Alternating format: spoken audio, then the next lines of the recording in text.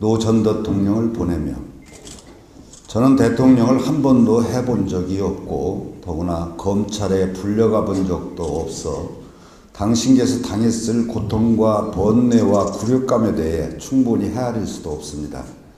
그러나 대체 이게 뭡니까? 아무리 고쳐 생각해봐도 당신의 선택에 손쉽게 동의할 수 없습니다. 당신은 내가 아는 바 역대 대통령 중에 가장 고든 분이셨고 가장 정직한 분이셨으며 가장 깨끗한 분이셨습니다.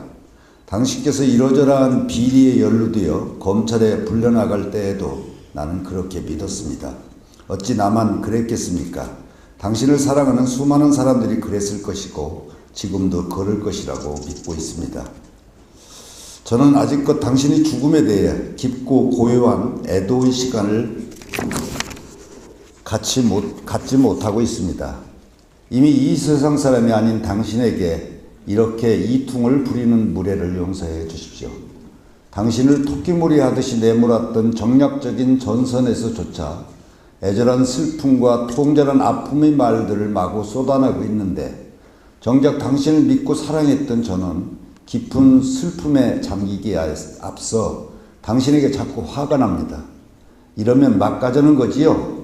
대통령이 되고 얼마 안 돼 검사들과 대면한 토론에서 무례한 검사들에게 당신이 했던 말입니다. 솔직히 너무 화가 나서 지금 이 말을 당신 앞에 들이대고 싶은 심정입니다. 그렇게 명예롭게 살고 아름답게 생을 마감하기 바랐던 당신이 사람다운 꿈과 그것이 무너졌을 때 받았던 수모와 고통을 아주 모르는 건 아닙니다. 부끄러운 고백이거니와 오래전 젊었을 때 저도 몇 번의 자살 미수를 경험했습니다. 그 시절에 저는 세계로 가는 길을 찾지 못해 고통스러웠습니다.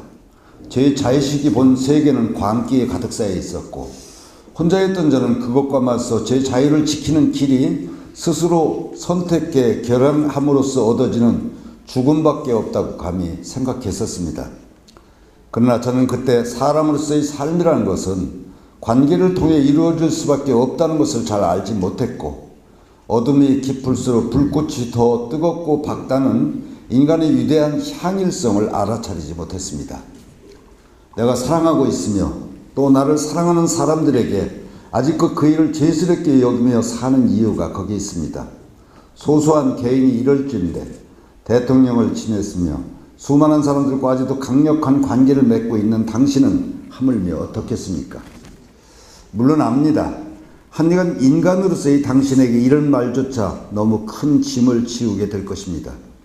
우리가 사회가 갖고 있는 야망성과 미친 욕망에 따른 수많은 가름과 이데올로기의 기파를 높이든 그러나 알고 보면 거의 맹목적인 증오심을 당신 혼자 지고 가달라고 일방적으로 요구할 수는 없는 일이겠지요. 어째야 우리가 이렇게 잔인해졌을까요?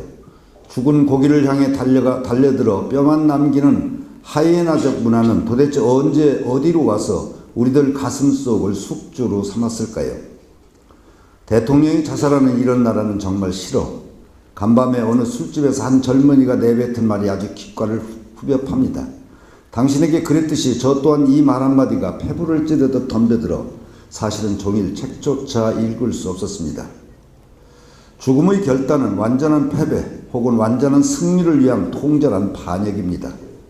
매일매일 삶이 우리를 속일지라도 슬퍼하거나 노하지 말라는 말을 떠올리면서 고통에 찬 인생의 대장정을 감행하고 있는 우리와 우리의 이웃들이 당신의 결단을 완전히 이해하는 데는 시간이 많이 걸릴 것입니다.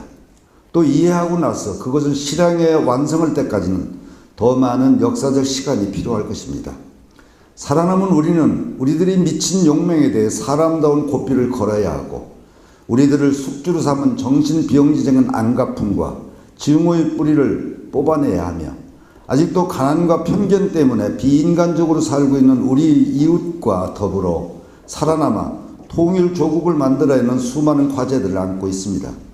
그러니 아직 편히 잠들라는 의례적인 애도의 말은 하지 않겠습니다. 당신의 죽음을 하루빨리 우리 모두가 이해할 수 있게 도와달라는 부탁으로 애도의 말을 대신할까 합니다. 이거는 돌아가신 직후에 쓴 글이고요. 아련하네요, 그래도.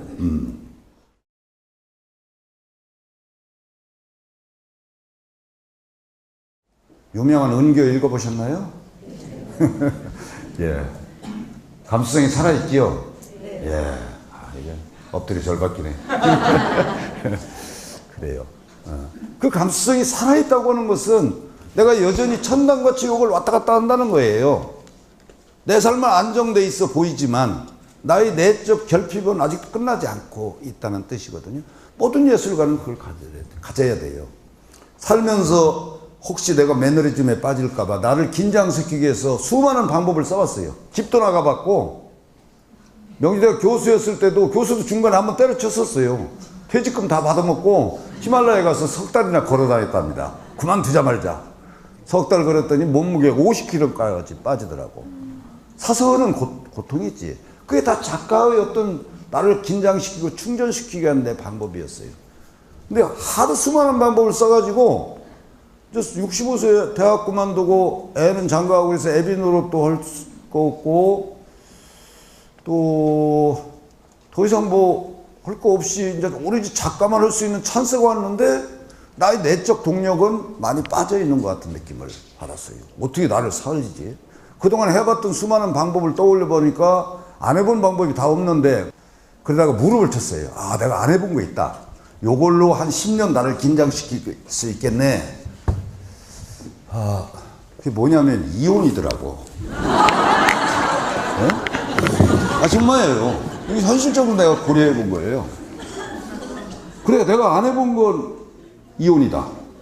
이 늙은 마누라하고 이혼만 한다면, 아, 이혼은 얼마나 힘들어요. 애들도 불만이 많을 것이고, 아내도 상처받고, 그 아내의 상처를 보는 나도 상처받겠지. 야, 요거만 한 10년 내가 작가 생활 하고도 남아. 그렇잖아요. 그래가지고 원고를 쓰다 말고 깊은 밤에 뽀로로 내려왔어요. 내려왔더니 한 3시쯤 됐는데 마누라가 침대에 자고 있더라고요. 40일 함께 산 얼굴을 들여다봤죠. 뭐랄까요, 오래 함께 산 그 남편이나 아내의 얼굴을 깊은 밤 들여다본다는 게 굉장히 슬픈 짓이에요.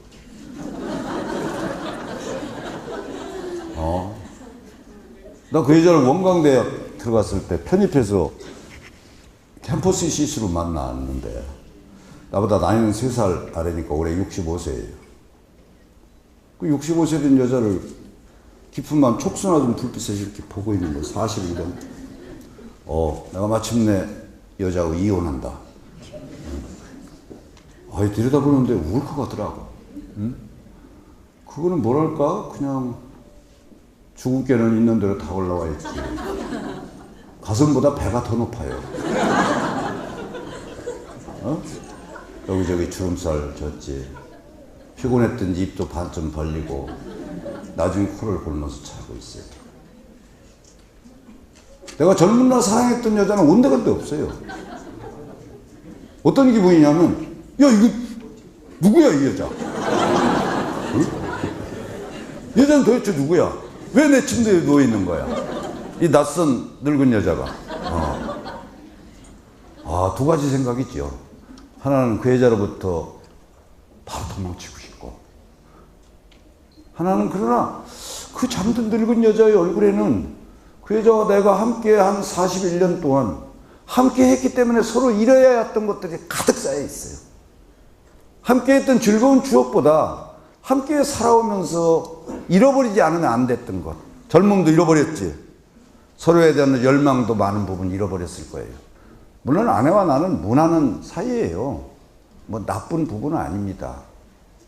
좋은 부부라고 할 수 있죠, 남들이 볼 때는. 그런데도 그 늙은 아내의 잠든 얼굴에는 내가 얻은 것보다 나 때문에, 우리가 함께 했기 때문에 상실했던 것들이 너무 가득 쌓여 있어요.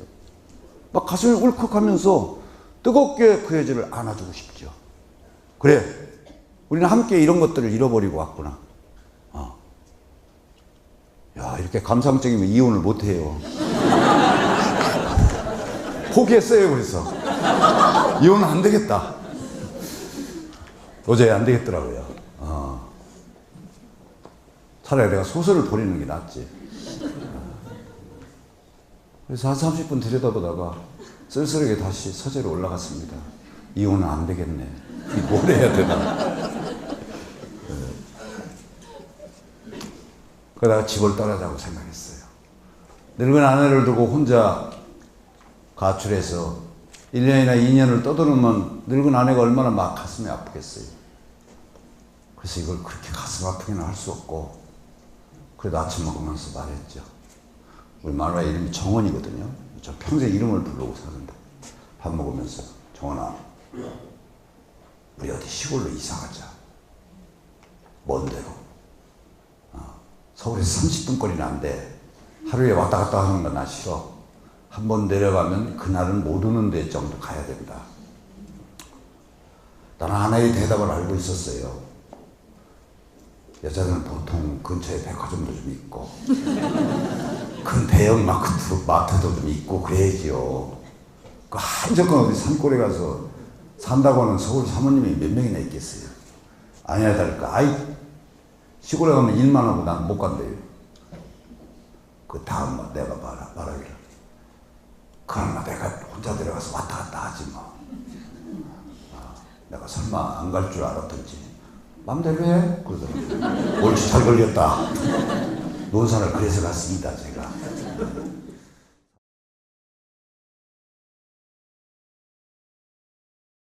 은교라는 소설의 72저기는 인생의 마지막에 17살 소녀 때문에 패가망신합니다.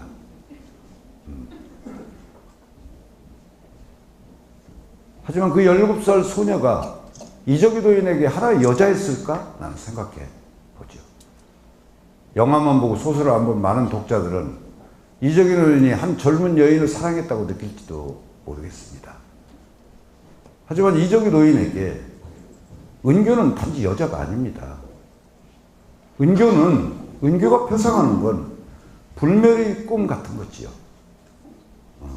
그 노인에게 그녀는 영원한 뮤즈이고 불멸이고 영원성이고 진선배를 갖춘 완전한 아름다움 같은 것입니다. 저는 젊을 때는 원고스타 말고 틈만 나면 전원주택지를 다 찾아다녔어요. 몇 번 샀다 실패한 적도 있습니다. 전원주택을 짓고 싶은 꿈이 평생 있었어요. 그래서 야 진짜 물 좋고 말이야. 그런데 그때 서울을 떠나서 5호를 하나 지어야겠다. 그래가지고 모르고 차를 부르고 막 산천을 보러 다녀요. 지금 생각해봐요. 나는 전원주택을 찾았던 것 같지 않아요. 뭔가 나는 보다 완전한 어떤 가치를 찾아 헤맸던 건 아닐까. 한때 또 내가 또 왕생했을 때는 거리에서 눈을 왔다 갔다 하면서 그렇게 내 눈이 이쁜 여자를 찾더라. 지금도 여전히 찾아요. 근데 내가 젊을 때 이쁜 여자를 찾았으면 내 사랑의 욕망으로 찾았겠지만 지금 내가 눈으로 이쁜 여자를 찾는 건 내가 이쁜 여자하고 자고 싶어서 그러겠어요. 잘 기운도 없어요. 나는 어쩌면 내가 그리워하는 것이 뭔지 모르니까 그냥 이쁜 여자를 찾는 것 같은 느낌이에요. 이쁜 여자가 핑계를 대는 거지. 내가 외롭고. 근데 왜 외로운지 모르겠어요. 마누라도 있고 이렇게 나를 사랑해주는 독자들도 있고. 왜 그리운 것은 계속 남아있을까? 환경으로 보면 박범신이 젊을 때와 지금 박범신의 환경은 천국과 지옥처럼 변했어요. 아까 말한 대로 난 이미 가난하지도 않고요. 좋은 가족도 가지고 있고 술 친구도 많아요. 근데 행복하다는 의미에서 그리움이 아직도 너무나 많다는 의미에서는 나는 반걸음쯤이나 나온 것 같아요. 수십 년에. 반걸음도 제대로 나왔을까? 아직 나는 여전히 그 자리에 외로운 소년이었던 그 자리에 있는 느낌이거든요.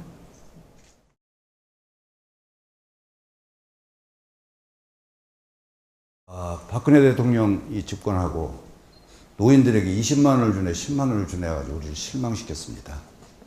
전국에는 약 30만 명 이상의 독거노인이 있습니다. 나도 독거노인입니다. 나는 행복한 독거노인이고 우리가 보통 독거노인이라고 하는 건 누가 돌보는 이 거의 없는 사람들이에요. 반 새방에서 야구르트 아줌마 와서 문 앞에 야구르트 병을 놨다가 아침에 가서도 야구르병이 안 없어지면 문을 열어봐야 돼요. 죽었거나 움직일 수 움직이기만 해도 야구르병 갖다 잡수니까 놀라지 마십시오. 이 30만 명의 외로운 아무도 돌보는 없는 독거노인들에게는 통계적으로 평균 3.6명의 자식이 있습니다. 그러니까 쉽게 말하면 혼자 돌보는이 없는 이 노인들에게는 최소 4명의 새끼들이 있어요. 이 자식들은 중년입니다, 지금. 우리가 물론 절대 빈곤으로 살고 있는 사람도 많지만 이 나라의 평균 소득으로 볼 때 4명 중에 2명이나 3명 정도는 먹고 사는 거죠. 제가 보기에. 아무리 줄여서 생각해도 그 중에 한 사람쯤 절대 빈곤이 있을지 모르지만 2~3명은 지 새끼들 학교 보내고 먹고 살고 있습니다. 그런데 수많은 독거노인들은 돌보는 일이 혼자 있습니다. 그래서 박근혜가 20만 원을 주냐 10만 원을 주냐 하는 거죠. 왜? 국가가 우리들에게 효도를 팽개치고 효도보다는 훨씬 더 생산성이 중요하다고 60년 동안 계속 반복해 말해왔으므로 우리 스스로가 부모를 다 버렸으니까 이제 그 부모들은 국가가 100% 책임져야 되는 거예요. 우리들이 복지는 지금 그 지경에 빠져 있습니다. 이제 모든 복지는 국가가 다 책임져야 돼요. 우리 공동체는 책임이 없어요. 우리 공동체는 책임지지 않아도 된다고 우리는 배웠다고 할 수 있죠. 국가 자신이 나서 우리 공동체를 다 부셔버렸습니다.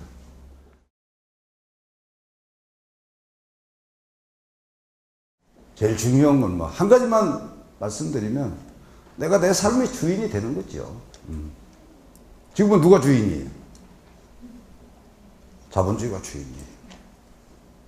우리는 새끼도 자본주의한테 다 뺏겼고 우리들 자신의 욕망에 따라서 우리 자신의 삶도 자본주의에 다 뺏겼어요. 우리는 감염된 상태죠. 자본주의가 나쁘다는 건 아니에요. 난 뭐 공산주의자도 아닙니다. 하지만 분명한 것은 우리가 자본주의 노예적인 생각만으로는 행복지수를 절대 높일 수가 없다. 우리 자본주의를 우리들이 삶의 우리 밑에 있는 전략으로 다뤄야지 우리 위에 있는 자본을 우리가 박통치를 모실 수는 없어요. 돈이나 이 자본시장이라고 하는 건 우리 삶을 안락하고 행복하는데 우리가 하나의 수단과 전략으로 삼아야 되는데 현재 우리들이 삶은 오히려 자본이 주인이고 우리가 거기에 붙어서 희생하고 있는 삶을 살고 있다고 봐요. 우리들이 삶의 주인이 자본에게 맡겨놨던 우리들 삶을 들고 나와서 내가 주인 노릇을 할 때 아마도 보다 행복지수를 높이는 길을 찾아낼 수 있지 않을까 저는 그렇게 생각합니다. 저도 두 분에게 다 좀 질문을 드리고 싶은데요. 질문 하나는 그 코코 샤넬은 뭐 어디서 구할 수 있는지 이거?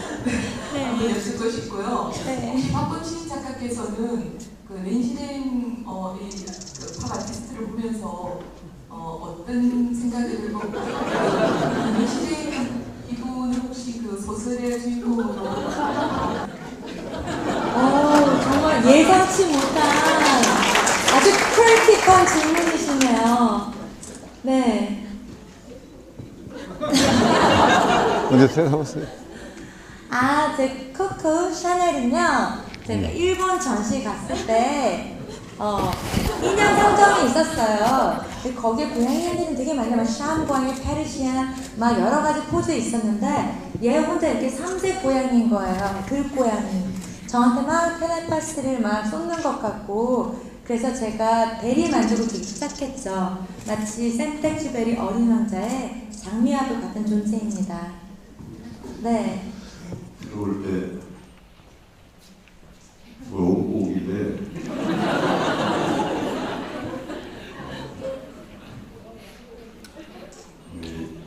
나의 첫 소감은 이상한 여자고 선생님 유니크한 사람 표현을 해주세요. 이상한 여자지만 나는 원래 이상한 여자 취향이에요. 그래서 나는 아무것도 드러나지 않는 모범생을 대체적으로 안 좋아하는 것 같아요, 평소에. 그래서 정말 낸시랭 씨 말씀처럼 유니크한 분이구나 그런 이상으로 보였죠. 이게 조금 조금씩 뭐랄까요, 규명으로부터 조금 이렇게 벗어나 있는 그런 것들이 참 아름답잖아요. 우리 사람 윤택하게 하죠. 우리가 찐빵 기계에서 나오는 찐빵처럼 꾸미고 살 필요는 없어요. 그래서 아주 좋은 마음으로 보고 있습니다. 네. 감사합니다. 여러분 저는 다른 거거든요.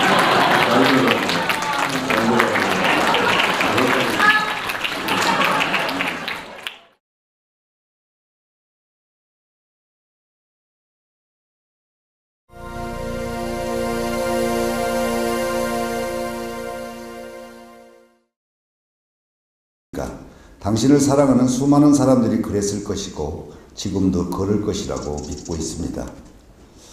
저는 아직껏 당신의 죽음에 대해 깊고 고요한 애도의 시간을 갖지 못하고 있습니다. 이미 이 세상 사람이 아닌 당신에게 이렇게 이퉁을 부리는 무례를 용서해 주십시오. 당신을 토끼몰이 하듯이 내몰았던 정략적인 전선에서조차 애절한 슬픔과 통절한 아픔의 말들을 마구 쏟아내고 있는데 정작 당신을 믿고 사랑했던 저는 깊은 슬픔에 잠기기에 앞서 당신에게 자꾸 화가 납니다. 이러면 막 가자는 거지요? 대통령이 되고 얼마 안 돼 검사들과 대면한 토론에서 무례한 검사들에게 당신이 했던 말입니다. 솔직히 너무 화가 나서 지금 이 말을 당신 앞에 들이대고 싶은 심정입니다. 그렇게 명예롭게 살고 아름답게 생을 마감하기 바랐던 당신이 사람다운 꿈과 그것이 무너졌을 때 받았던 수모와 고통을 아주 모르는 건 아닙니다. 부끄러운 고백이거니와 오래전 젊었을 때 저도 몇 번의 자살 미수를 경험했습니다.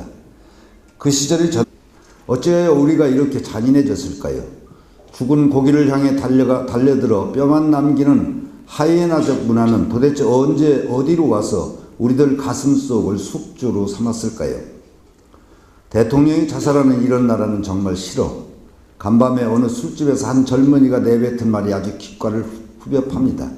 당신에게 그랬듯이 저 또한 이 말 한마디가 폐부를 찌르듯 덤벼들어 사실은 종일 책조차 읽을 수 없었습니다.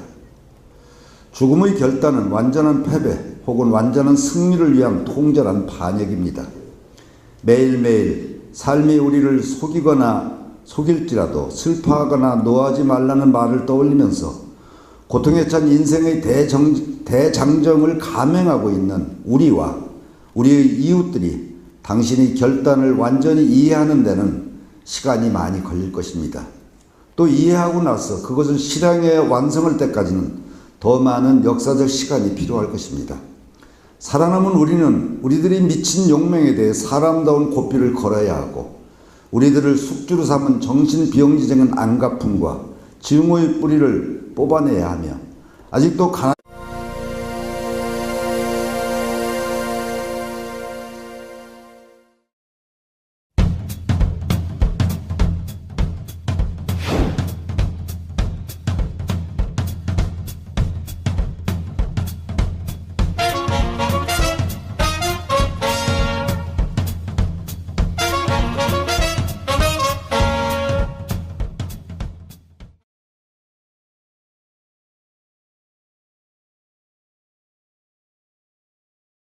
노 전 대통령을 보내며 저는 대통령을 한 번도 해본 적이 없고 더구나 검찰에 불려가 본 적도 없어 당신께서 당했을 고통과 번뇌와 굴욕감에 대해 충분히 헤아릴 수도 없습니다. 그러나 대체 이게 뭡니까? 아무리 고쳐 생각해봐도 당신의 선택에 손쉽게 동의할 수 없습니다. 당신은 내가 아는 바 역대 대통령 중에 가장 고든 분이셨고 가장 정직한 분이셨으며 가장 깨끗한 분이셨습니다. 당신께서 이러저러한 비리에 연루되어 검찰에 불려나갈 때에도 나는 그렇게 믿었습니다. 어찌 나만 그랬겠습니까? 저는 세계로 가는 길을 찾지 못해 고통스러웠습니다. 제 자의식이 본 세계는 광기에 가득 쌓여 있었고 혼자였던 저는 그것과 맞서 제 자유를 지키는 길이 스스로 선택해 결함함으로써 얻어지는 죽음밖에 없다고 감히 생각했었습니다. 그러나 저는 그때 사람으로서의 삶이라는 것은 관계를 통해 이루어질 수밖에 없다는 것을 잘 알지 못했고 어둠이 깊을수록 불꽃이 더 뜨겁고 밝다는 인간의 위대한 향일성을 알아차리지 못했습니다. 내가 사랑하고 있으며 또 나를 사랑하는 사람들에게 아직도 그 일을 죄스럽게 여기며 사는 이유가 거기에 있습니다. 소소한 개인이 이럴진데 대통령을 지냈으며 수많은 사람들과 아직도 강력한 관계를 맺고 있는 당신은 하물며 어떻겠습니까? 물론 압니다. 한여간 인간으로서의 당신에게 이런 말조차 너무 큰 짐을 지우게 될 것입니다. 우리가 사회가 갖고 있는 야망성과 미친 욕망에 따른 수많은 가름과 이데올로기의 기파를 높이든, 그러나 알고 보면 거의 맹목적인 증오심을 당신 혼자 지고 가달라고 일방적으로 요구할 수는 없는 일이겠지요. 한과 편견 때문에 비인간적으로 살고 있는 우리 이웃과 더불어 살아남아 통일 조국을 만들어야 하는 수많은 과제들을 안고 있습니다. 그러니 아직 편히 잠들라는 의례적인 애도의 말은 하지 않겠습니다. 당신의 죽음을 하루빨리 우리 모두가 이해할 수 있게 도와달라는 부탁으로 애도의 말을 대신할까 합니다. 이거는 돌아가신 직후에 쓴 글이고요. 아련하네요, 그래도.